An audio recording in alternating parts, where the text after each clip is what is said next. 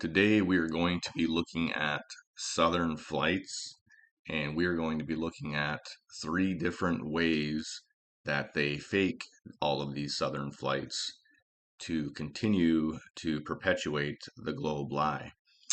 First thing that we're going to look at is southern jet streams that these flights fly, whether it's from Santiago to Sydney or Santiago to Perth or South America to Darwin, Australia.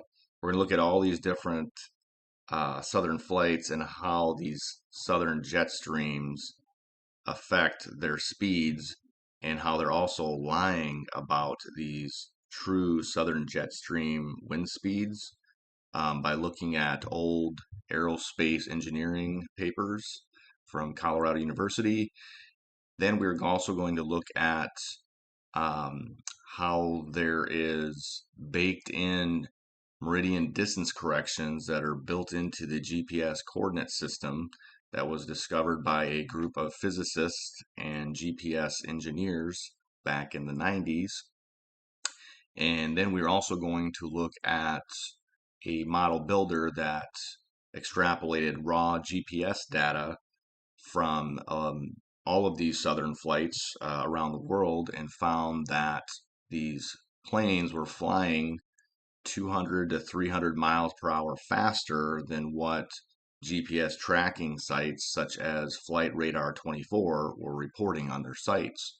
So we're going to go ahead and get into all of that here, and we're just going to point out all of the fraud and deception that they use to continue spreading this lie that we live on a spinning ball. So let's go ahead and jump into the jet streams first here. One thing I want to bring up before we get into these aerospace engineering papers on jet streams is a question that comes up a lot with these jet streams and these flight speeds. People often ask, well, if a plane is flying 8 to 900 miles per hour, it would be flying at supersonic speeds, and wouldn't that create a sonic boom? And aren't these planes not really supposed to be creating sonic booms on commercial flights? And the answer to that is no, they do not create sonic booms because they're not actually flying at supersonic speeds. And we're going to get into that here. Let's actually look specifically at one of these record-breaking flights that would have broke, quote unquote, the supersonic speed, but it's actually a subsonic flight. It was the Boeing 747 that flew across the Atlantic that reached speeds of up to 825 miles per hour with the jet streams. Um, but we're actually going to look and see that these speeds aren't actually breaking the sound barrier. And the reason for that is because the speed at the sound level is it's usually around about 1,235 kilometers per hour. However, this speed is temperature dependent and will be lower at high altitudes. Therefore, the ground speed in this case was higher than the speed of sound, regardless of the altitude. This does not make the aircraft supersonic. A supersonic flight implies that the true airspeed is higher than the local speed of sound. This was never the case for this 747 flight. And it's never the case for any of these southern flights that are flying on jet streams and going 850 to 900 miles per hour. They're simply not breaking the sound barrier because the sound barrier is relative to your ground speed. So a sonic boom, it can only be created locally by an aircraft flying faster than the local speed of sound. It is unrelated to the ground speed. So like if we look at this here, like if this plane was flying over the top of the ground here and there was a person standing here, they're going to hear a sonic boom here because you can see that all of these circles here, these are considered like sound waves. They're all intersecting. So that because they're intersecting, that would create a sonic boom. But like on a subsonic flight, um, the circles aren't intersecting, therefore they wouldn't create a sonic boom because they can't. They're so far away from the ground. Um, they never, form a line of sound waves. So if like the aircraft is in a tailwind, the sound waves would be emitted in the same way. They just would move faster across the ground as a whole, but there's no relative difference between them. Therefore, there is still no sonic boom, even when the aircraft's ground speed is faster than the speed of sound. So it's how, basically to say it's the wind speed would change with the altitude, but the jet stream does not extend all the way to the ground. This basically distorts the circles when they get closer to the ground, but it will not create a sonic boom. So that's just how these ground speeds and supersonic speeds work, as far as being at a higher altitude. So just kind of wanted to point that out. And this is actually from the Aviation Stack Exchange, so it's got a lot of interesting information on flights and all the technical questions you may have about flights in avionics. So I just wanted to point that out before we got into these jet streams. So with that being said, let's go ahead and start looking at some of these specs on these actual true jet stream speeds that were cited in some aerospace engineering papers. You can be surprised at how fast these winds can be at any time of the day in the upper layers of the atmosphere. So let's take a look at this document, Meteorology, Atmospheric Jet Streams in the Aerospace Age by Herbert Rio, Department of Atmospheric Science, Colorado State University, Fort Collins, Colorado. Now this is paper number 34. I wonder how many more there are, and I just don't have access to those papers. You see the date on this paper, copyright 1962. Alright, so this is by the time soon after Operation Fishbowl and Dominique, when they figured out the firmament and they were studying all the jet streams. So let's look at this one here, aerodynamics and fluid mechanics, aeroelasticity, biomedical sciences, communication, control and guidance, energy conversion, flight mechanics, instrumentation, management, meteorology, nuclear applications, operations, propulsion systems, reliability, space physics, structures and materials support, vehicle design. So aerospace technology, as seen by the panel's Atmospheric Science Laboratory collection. So we have all this stuff here, meteorology, atmospheric jet streams in the aerospace age. So let's just look at the jet streams as defined here.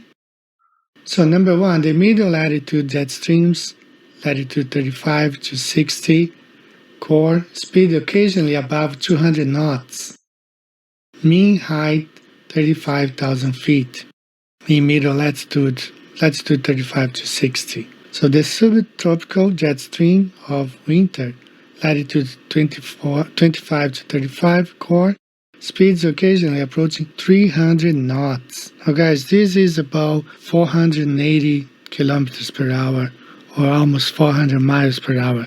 Plus, that means adding to the speed of the airplane. So if we look at this picture, this is what they're talking about. This is the equator.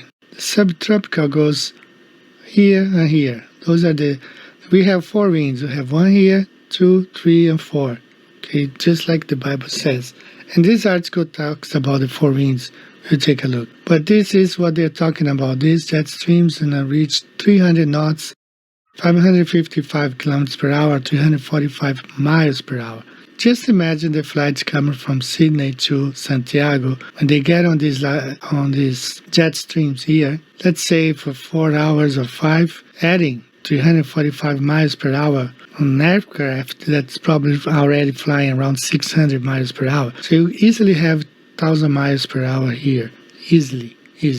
Fast here, but it's still a lot of, 300 miles per hour, it's a lot. So let's go back here to the article. And the polar night jet stream, roughly around the poles from west at latitude 6 to 65 in winter, core height at least 75,000 feet, velocity recorded above 200 knots, strong winders and asymmetries and position common. Now, besides these four wind systems, this is really interesting because the Bible talks about the four winds. Okay, 3,000, 4,000 years ago, the Bible was already mentioned the four winds. And here we have University of Colorado confirming about these four winds. Same article, different page. In view of the rapid fuel consumption of jets, however, wind has proved to remain a significant factor. Substantial time can be saved in flight planning for the common aviation system with inclusion of the upper winds in flight planning. So they include these upper winds when planning their flights from Sydney to Santiago. Especially during upstream flights for subsonic jets, this savings often amount to 10% or more of Great Circle Route flight time.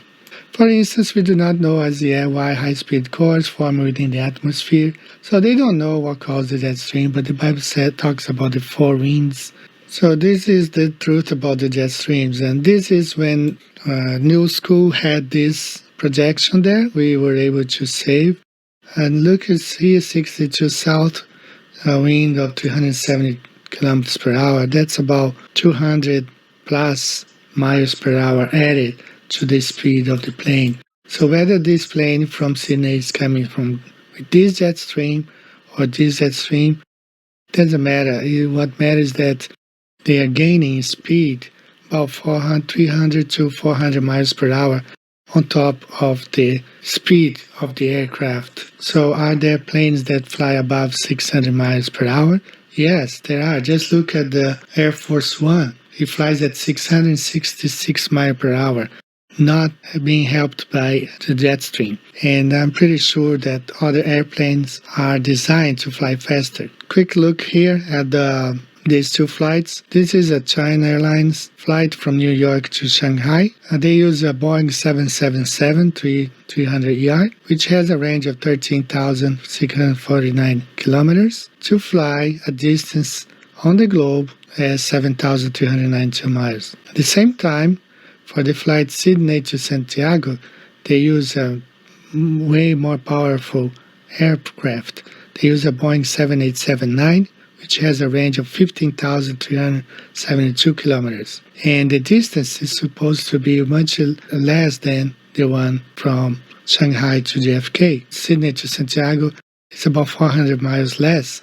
So why are they using a much more powerful aircraft, which has a greater range? It's because the distance in the south is much greater.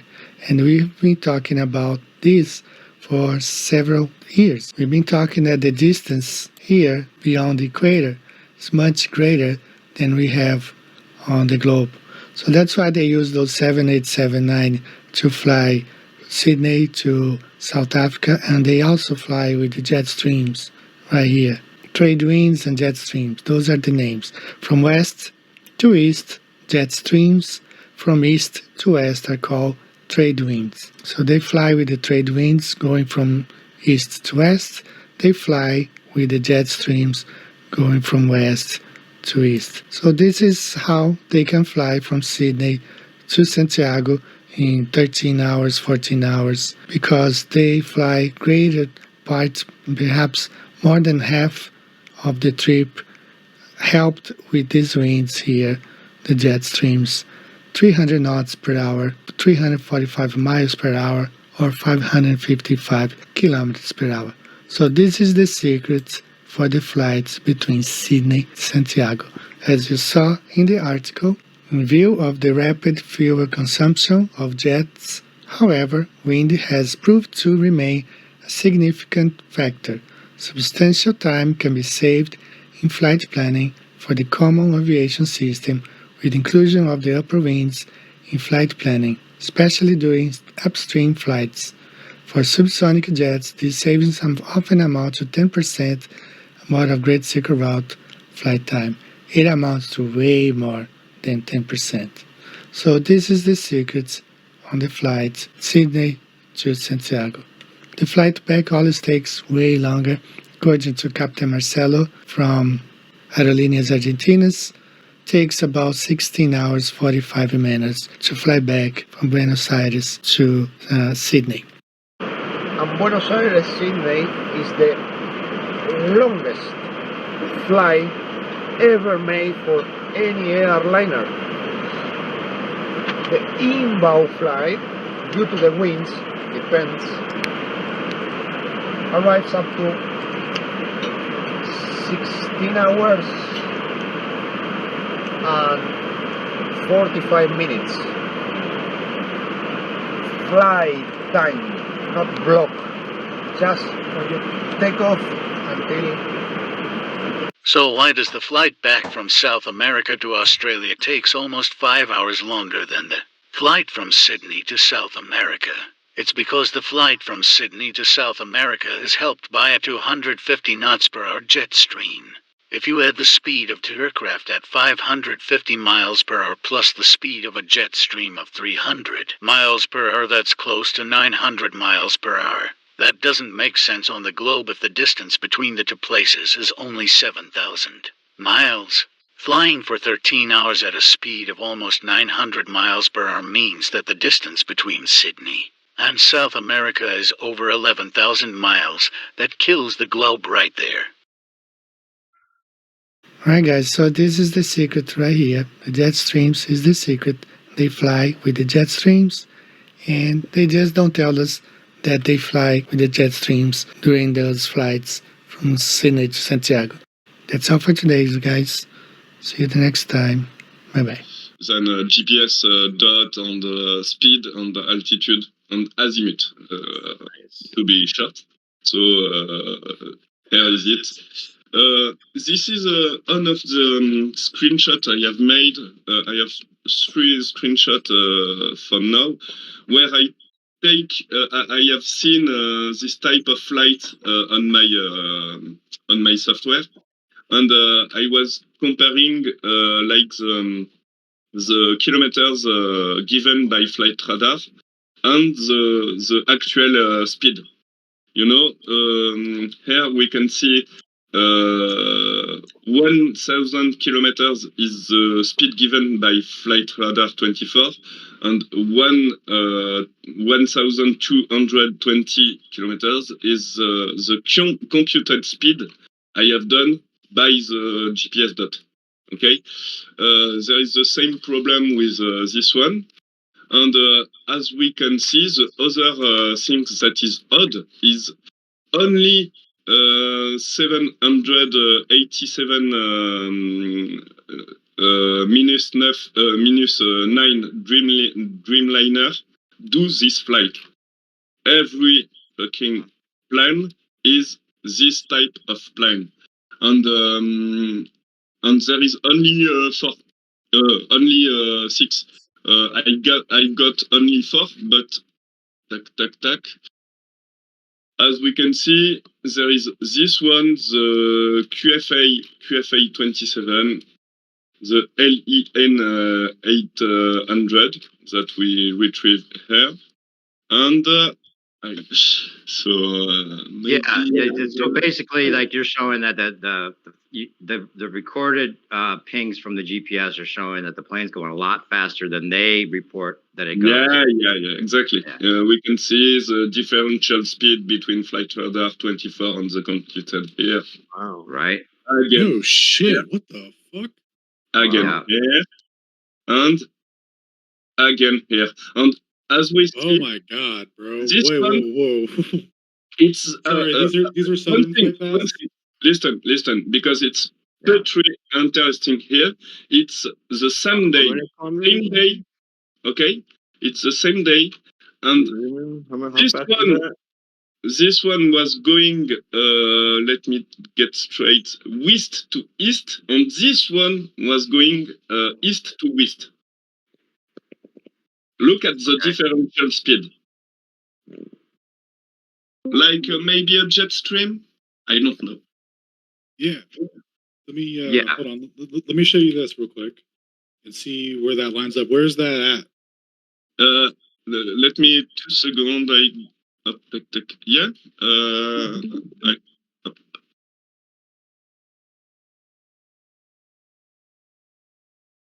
How many hectopascals is 40,000 feet?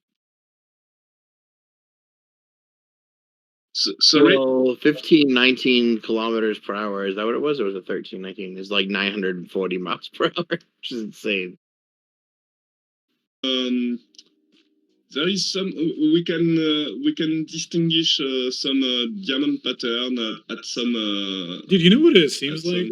It seems like they're flying to the buoy, like they'll like diverge to it, and then they'll go to the next one and to the next one. It's like they're on a literal autopilot system to just hit these checkpoints. Look at that here. Look at that shit. This is nuts, dude. Yeah. They're like, no, you have to intersect right here, guy. It's like a crossing mechanism, like a train, you know? Yeah. It's like they have to follow these routes, but then you get these weird ones where they're like, nah, we can go wherever we want, but then they still end up at another node. Like regardless of like where whatever corrections are going on, they still end up like it can be, yeah. Like, why would it do that? But, why would it like? Dude, these are crazy, bro. And I can show you the other on this era. Hey, it will be overwhelming too. So we'll show you. Can you zoom in on some of the land stuff real quick? Because it looks like over water, what they're doing is like extending the flight times a little bit. By like just going in a different direction for a little bit and then intersecting the node instead of taking the optimal path. It's almost like they're extending flight times or delaying them, like artificially. Yeah, maybe like going straight over land masses because straight. They follow azimuth or something. Yeah, because you can't hide it. You can't hide it over the land masses. They have to follow it on that. Yeah, because you can see it. Yep. People will be like, why we are doing that? Exactly. It has to match the globe at least loosely enough to so that nobody raises an eyebrow. But yeah, when they get over the water, look at that, dog. They go ham. They're like, we got that green light, boys. No one's out here. Let's do it. And then it's just whatever they want to do. You could see it right there. They don't fuck around on land. And then when it gets to the ocean, I will just show you the other. Okay, this is the physics paper I was referring to. This is the GPS and the constant velocity of light. This was submitted by physicist Paul Marmot to Newton Physics. This basically details the built-in corrections on the GPS coordinate system. It kind of goes over the corrections for Sagnac effect, relative simultaneity, and built-in meridian distance corrections. Just to add a little bit of context to this, there was a group of physicists and GPS engineers that discovered these corrections, I want to say back in the earlier mid-90s. And they kind of wanted to get some answers for these corrections. So they wrote some papers, they took them to the Department of GPS in Colorado, and said, hey, what's going on with all these corrections? And the corrections never got addressed. Not a single person in academia or the GPS directory addressed these corrections, and they actually just swept it all under the rug multiple times. And not only that, but some of the GPS engineers actually lost their jobs over questioning these corrections.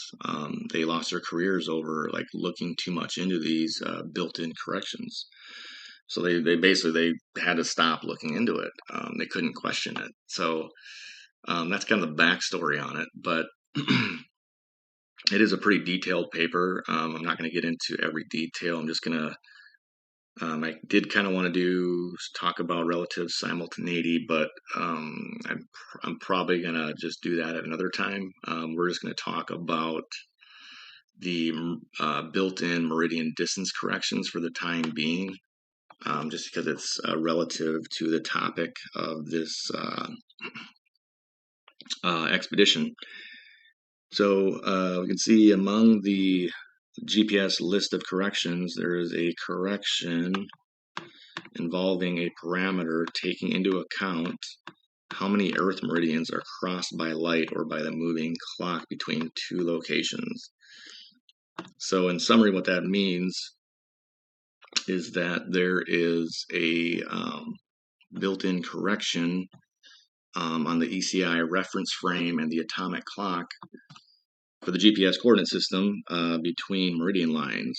So when you're traveling, like on Google Earth here, if you're traveling between 10 degrees west and 20 degrees west, you know, your GPS might say you're traveling like 1,000 miles here, but in reality, you're could be traveling 1,800 miles or 2,000 miles. Like we don't know what that is because it's baked into the coordinate system.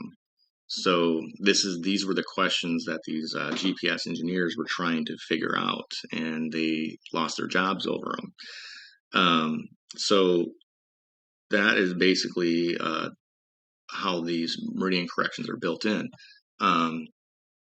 And so when people say, "Oh, how does a southern flight travel this distance?" They'd have to travel 1,000 miles an hour.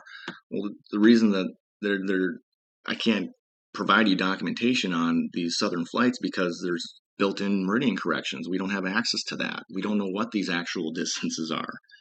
So you guys, they trust these GPS distances when there's baked in distance corrections, not just below the equator, but up north too. The distances are shorter up north.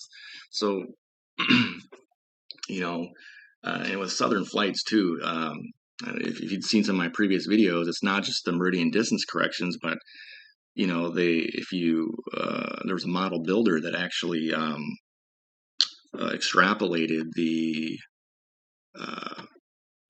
raw GPS data with GPS tracking software and found that these southern flights were going like 200 to 300 miles per hour faster than what the Flightradar24 website was reporting. So it's not just these built-in corrections, but they're literally cooking the books on these FlightAware and Flightradar24 websites. So there's multiple angles from this where the deception's coming from. So it's the GPS provider websites. It's a pretty elaborate, interwoven, carefully orchestrated deception. But the other thing too is this is why GPS is not an open source technology. Okay. Now you may have some people, some Globers might say, well, yeah, it's an open source technology. Like you can go on GitHub, you can find GPS links on there. You can implement it on one of your devices. No, that's not what we're talking about. Okay. Like we don't have access to the transformations. We don't have access to the coding. We don't have access to the mathematics for these built-in corrections. That's why it's not open source. Okay. We don't have access to any of this information. That's why GPS it's patented and owned by NASA and the military. It's a closed source technology. You can't go on GitHub and like debunk GPS or debunk the globe, just from a couple of GPS links that you found on GitHub. Like it's not how it works. So yeah, it's not an open source technology. And the answers that we're trying to get, people lost their jobs over trying to get the same answers. So it's interesting that you can't even question the corrections of GPS. And we are actually going to get more into some of these corrections with the shadow coordinate system that's built into the GPS. And we're going to get more details on that here in a bit.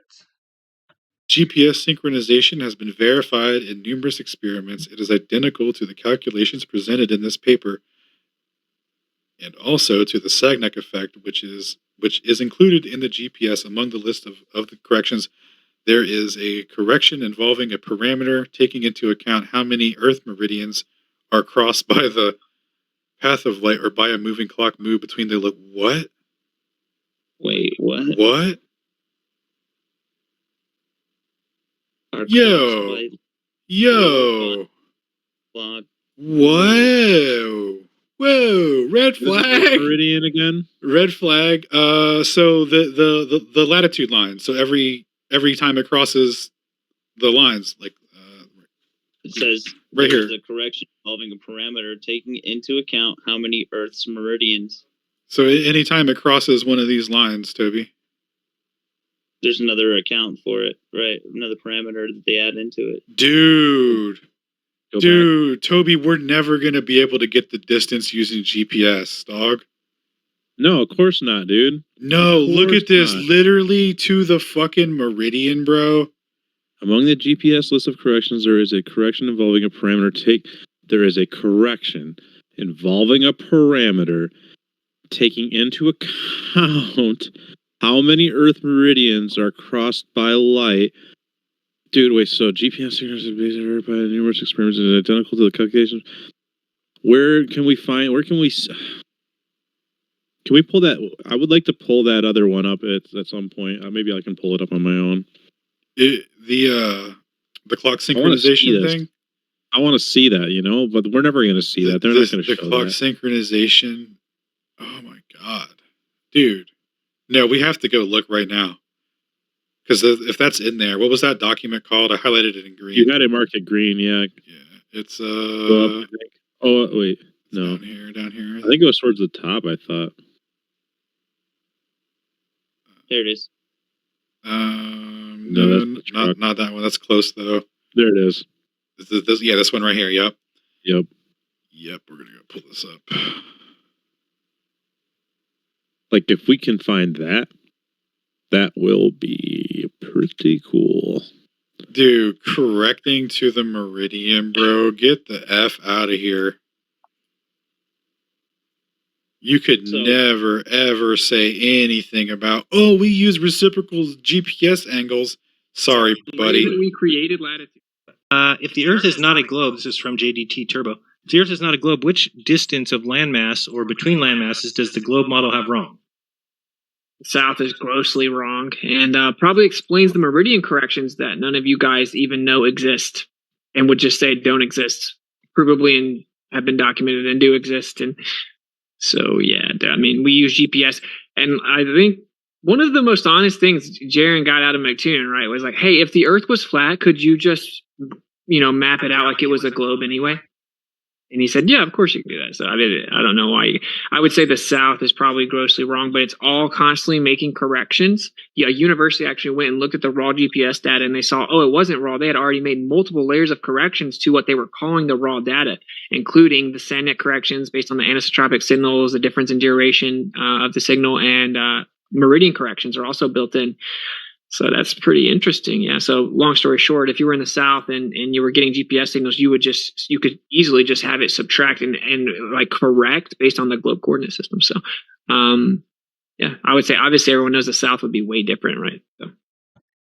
Yeah, because they're all shown this. They're all shown the relativistic framework. Once they have that lens of interpretation, any varying speed of light, they can just start invoking different "quote unquote" relativistic effects. And so, back to real quick on the satellite coordinate system transformation. So the initial, sorry. So the original coordinate system that they that everything derives accurate distance under, when they transfer out of that, that's when you can get into things like hiding distances or adding, spherical excess and stuff like that, because they're in a completely different coordinate system. They just need to make it match like in local areas, right? So like in a city, like there would be a different coordinate system for that. It would be more accurate. And then if you were traveling over a long distance, highway span or whatever, they could adjust distances like that. And you would think, you're traveling X amount of distance between this city. And then when it matches locally to the thing, you assume the whole thing is, but you don't realize that it's literally doing constant calculations of coordinate. It's just coordinate system transformations that are all based off of an original preferred directional speed. Thank you for the time. I appreciate it. Now that we know about all the different ways that they're lying to us on these southern flights, from lying about the true wind speeds of these southern jet streams to lying and misreporting the GPS data on Flightradar24's website, And if that wasn't enough fraud, on top of all of that, there's literally baked in meridian distance corrections that are built into the GPS coordinate system that most people don't even know about. And when you look into the bigger picture, there's just so many different angles of fraud and deception going on with GPS, and especially in regards to these southern flights.